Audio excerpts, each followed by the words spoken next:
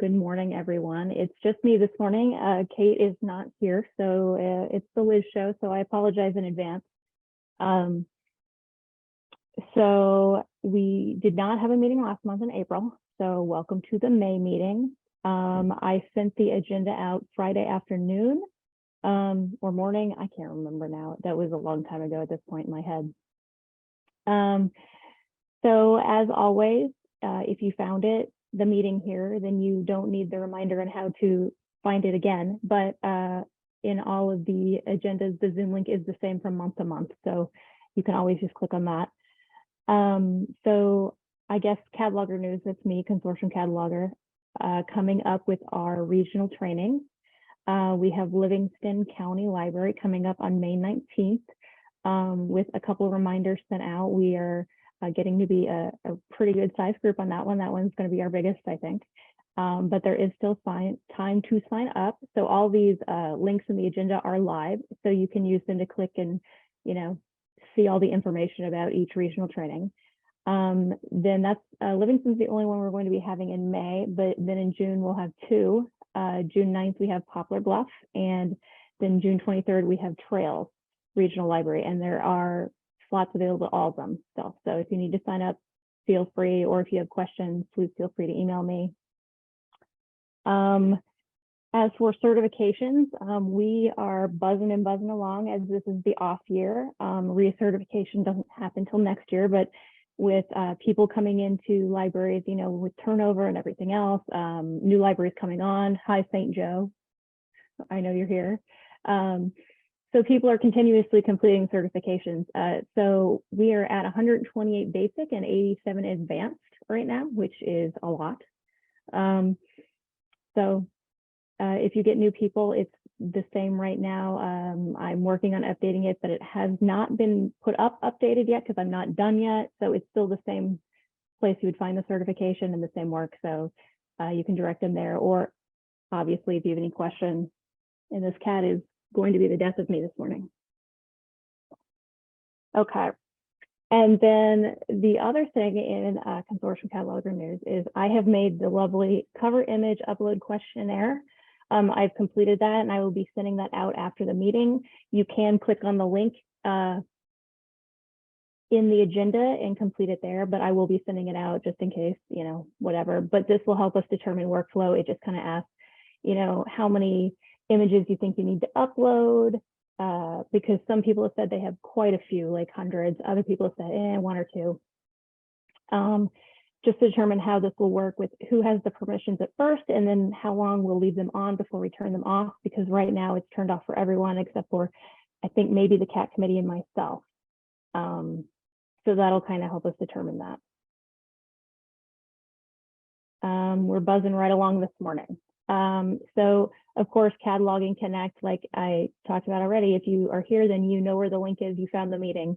But as a reminder, it's generally always in the old agendas and the agendas going forward with how to find all of the meetings, not just the cataloging meetings on the website.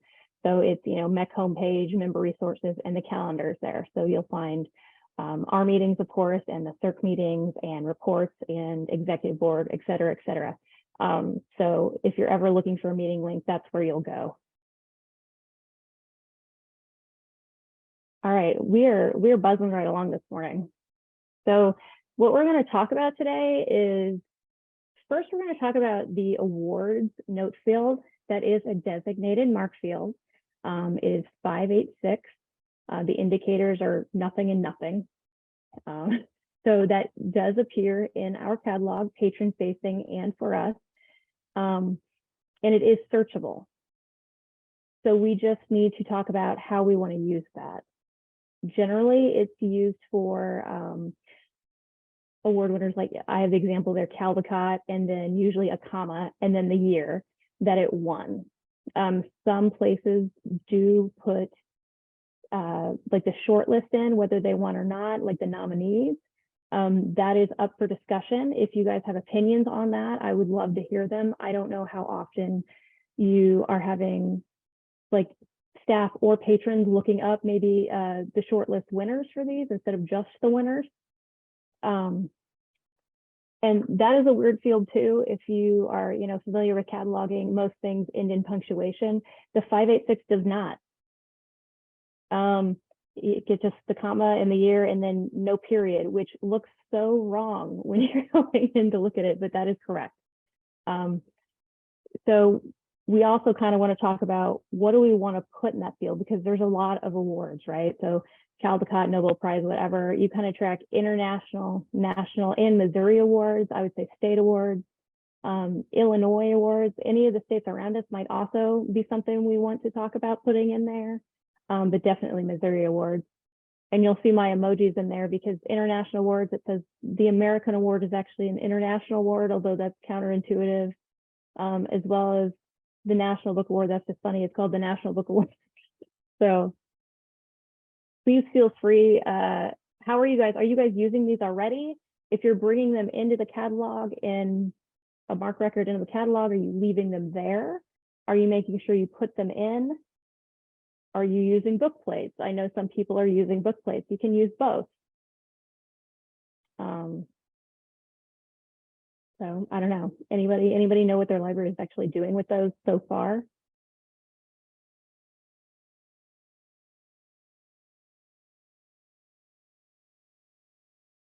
For like the state book awards, the Show Me and the Gateway and all of those, I'm seeing people put winner and nominees in a 586, and I've done that myself. Yeah. Now, once they're no longer, okay, so winners and nominees, so it's even after they have decided who won, they're leaving the nominees, which is fine. Some people will go and put the nominees before they've been chosen, but then you have to remember to go back and take the nominees out if you don't want them in, if you just want the winner. It's a whole thing. So that is good. I'm glad to know somebody is. I was trying to think of other ones besides the Mark Twain Readers Award, and I could not off the top of my head. So thank you, Ron. So as we go, feel free to add those in the 586. But I will probably at some point start going in and adding them just to records they're supposed to be in. And the 586 is a repeatable field. So if it has won multiple awards, it can be in there multiple times. 586 Caldecott Award winner, 586 Nobel. So, because obviously we're going to have some books that are just awesome and, have multiple awards. Zigbines or Lowe's? Zigbines where I usually get. Yeah, I probably use Zigbines because that's usually. But they don't own that anymore. He retired. Oh, yeah. Okay, so the other small thing we want to talk about this morning is I got asked about this twice last month. So apparently this is becoming more of a thing people are saying with large and larger print books. Back in the day, like when I started cataloging, it was just really large print books and it had a very specific definition. Now it's a little more loose with the definition of what large print is. So it's at least 14-point font. If you think like most books are 11 or 12, that's really not that big. Is this saying that you have to have something and compare the fonts against each other? No, you're only going to be calling it a large or larger print book if it is labeled that itself. So large and larger print are going to mean the same thing to us. They're going to be able to go on the same record. So that will mean that you'll have to put your Q fields in your 020 in your ISBN. So you could have something that says hardcover large print, trade paperback large print, and then something that says larger print. The same rules applies. It would be, the page numbers matching and the size. The only thing that you would not want to add together on these is I've started having people say, we're getting mass market size large print books. Mass market is still the weird odd one out for us, so that would get its own record. If that makes sense. Yes, we've been getting some of those, the Love Inspiration. So those are larger print. So and they are mass paperback. So yes, so those still go on their own records. I hadn't seen them yet, but people were telling me they existed. So And that is weird to me to think that. I always thought the mass market was like the thing you would want to put in your back pocket. But if they're larger print, like they must be getting pretty big, right? So I don't know. I don't know how that works, but we want to make sure that we're still following the same rules as our regular size print books, in that, you know, mass markets are the weird ones and they do go on a separate record. And large are the same by MARC rules, even though the publishers may not consider them. We consider them. Anything that says large or larger is just large print, period. So you can add them to the record with your ISBN. Does anybody have any questions about that?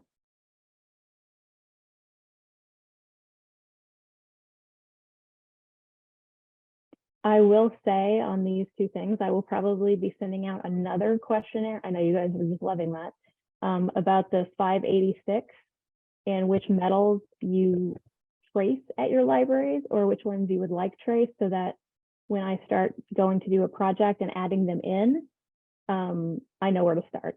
Because I mean, if no one looks for certain records, certain award winner records, I don't want to add them in necessarily, because it's just a waste of time, but maybe we do. So you'll see probably another questionnaire come out in the next couple of weeks about that also, so heads up. Can I ask, will that questionnaire be shareable? Because our children's librarian, I believe, keeps track of quite a few awards, but she doesn't necessarily do cataloging. So will I be able to pass that along to her as well? Absolutely. And, you know, it'll just, you know, have you fill in what library you're from. And so we'll take all of the, you know, voices into account. And I can even send that out to the greater MEC listserv if that works for you guys, or just to the regular cataloging ones, and you can disseminate it as you want. However you want to do that is really fine with me. Thank you. Yep. So the more the merrier responses, because the more information we have, the easier it is for us to, you know, start making decisions on these things. So this has been a short meeting. I feel like the summary spring ones are always kind of short. Does anyone have anything we want to talk about? You before have we a start wrapping question up? in the chat, Liz. Oh, do I? Yeah. I'm sorry. I have too many windows open. Do larger print have to be on a large print record? Sometimes they don't seem to have print much large. Yeah, if they say larger print, they need to be on a large print record. And that's, I know that seems odd when the print doesn't seem that much bigger, but you know, if they're saying 14-point font or larger, I don't know if I could tell 14-point next to 12-point, that big of a difference. But if it says larger print, yeah, it has to go on a large print record. And it conversely, you might have a book come in that has gigantic font, because who hasn't seen something self-published like that, where it looks to be probably 20-point font or larger, but it doesn't say it's large print. That's not technically large print. You could put maybe a 500 note in there and say, that the font is larger, but it technically doesn't get a large print MARC record. It has to be labeled as such from the publisher. Because I mean, we're just catalogers doing what we're told at some point, and we can't be making these rules and decisions. Yeah, so the publisher is deciding what is large print. Otherwise, we'd have to be accounting for specific fonts and comparing, and that's not something we want to get into. So if they are saying it's large or larger, it is. If they're not, then it's not. And that's kind of, to me, a very unsatisfying answer, but that's just the easiest way to do it.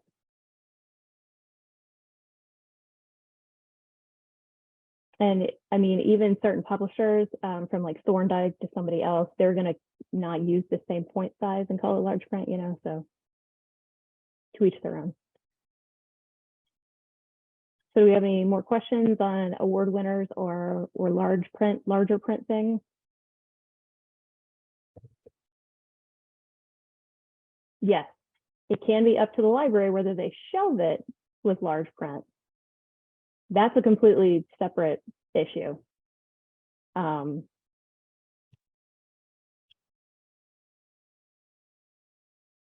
Trails is, well, I mean, I guess that is odd that the loose rule is 14-point. So, and you said Trails is going to purchase juvenile larger print, 13-point. Is that then regular print? If they're calling it large print, it it's large print.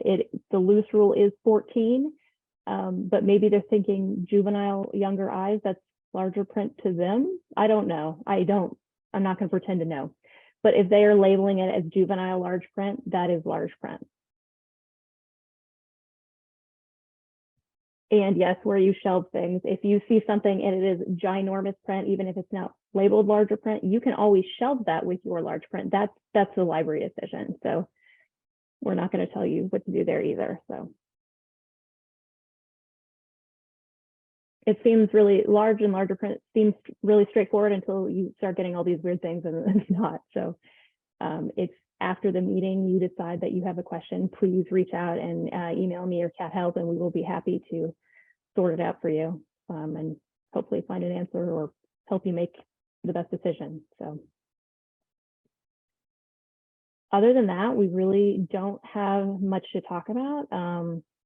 Several of us were just from conferences, and we had the users conference, and then we had the International Evergreen Conference. So we've had a lot going on, and then with regional trainings. And we did lose a committee member, and we are taking recommendations from outside as well as inside the CAT committee about who you think should replace them. So if you have any thoughts on that, please email that because the cataloging committee will be meeting to discuss and vote on that. And I mean, that's really it, guys. It's short and sweet meeting. Do we have any more questions for me before we sign off until next month?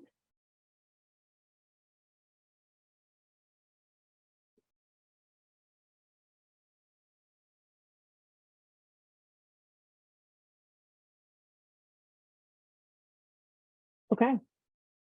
I'm going to say we're good. If you have any things you would like to discuss at future meetings, you can also email those to us because we do take requests. Otherwise, we are just kind of pulling discussion items out of what we've been asked in the listserv emails and other things. So, all right, that's it for us then, guys. It's been great to see you all. This is a little short, but you know where to find me if you have any questions, or the cataloging committee. So keep in touch, and happy cataloging. Liz, I have a question. Okay, what's up, Nancy? We've just recently had a new library join, is that correct? Yes, Okay, technically, so is it technically good? 2. Okay, so is it good to go ahead and merge if you see that now with them, or are they clear for us to do that? If their items have appeared on the bib, go ahead and merge. Okay, because I've seen several this morning. I just wondered while I was cataloging what I was Yep. doing. I wasn't sure if it was time to do that or not, so. All right, I appreciate it. Yeah, because they're coming in blanket first, and I don't know that weird gray area because then the item gets added shortly after that, and I always wait till the item is added just to be sure. Okay, I don't know exactly what's going on in the background with Rogan and Magic, but if you see the item added in the record, go ahead and merge. We had really high merge % rates again, but there's always going to be stragglers, so please feel free to merge them together. okay. And somebody asked me a question in the chat and I missed it. I'm not good at the juggling, guys. Oh, Heartland Regional Emily, I will look into that and see why you're not receiving your emails. I'll make sure you're on the list. And if not, I will poke somebody who knows more about listservs than I do. All right. No more Thanks, Liz. questions? Anytime. All right. Happy cataloging, guys, and I will see you next month or at regional training in a couple weeks.